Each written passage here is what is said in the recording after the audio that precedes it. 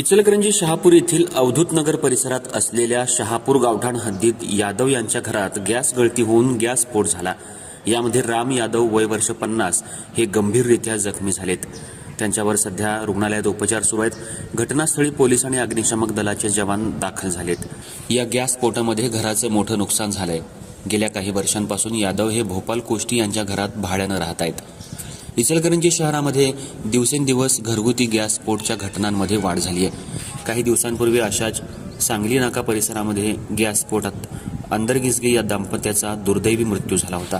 आज पुन्हा तशीच घटना शहापूर परिसरात अवधूत नगर इथं घडली। भोपाल कोष्टी यांच्या घरामध्ये गेल्या काही वर्षांपासून राम यादव हे त्यांच्या एका खोलीमध्ये भाड्यानं राहत होते। रात्री गॅस लिकेज झाल्यामुळे पूर्ण घरामध्ये गॅस कोंडला होता। आज सकाळच्या सुमाराला यादव हे जेवण करण्यासाठी गॅस पेटवत असताना गॅसचा भडका उडाला। हा भडका इतका भीषण होता की घराचे पत्रे उडून पडले आणि आवाज इतका होता की शेजारील घरांच्या भिंतींना तडे गेलेत। यामध्ये कोष्टी यांच्या घराचं मोठं नुकसान झालंय। गॅस स्फोट झाल्याची माहिती कळताच शेजारील नागरिकांनी त्या ठिकाणी पाहणी केली। त्यावेळी राम यादव हे जखमी अवस्थेत पडले होते। याची माहिती पोलीस आणि रुग्णवाहिकेला देण्यात आली। जखमी यादव यांना इंदिरा गांधी रुग्णालयात दाखल करण्यात आले। यादव यांच्यावर सध्या उपचार सुरू आहेत। यामध्ये ते गंभीर जखमी झाले आहेत।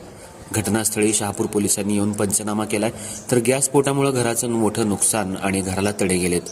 भरवस्तीत गॅस स्फोट झाल्यामुळे तिथं असलेल्या नागरिकांमध्ये भीतीचं वातावरण पसरले।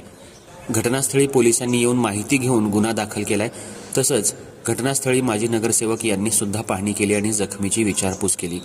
गॅस स्फोटामध्ये जखमी झालेल्या यादव यांच्यावर सध्या उपचार सुरू आहेत। घटनास्थळी बघ्यांनी मोठी गर्दी केली होती। तसंच गॅस सिलेंडरही बाहेर काढण्यात नागरिकांना यश आलं आहे।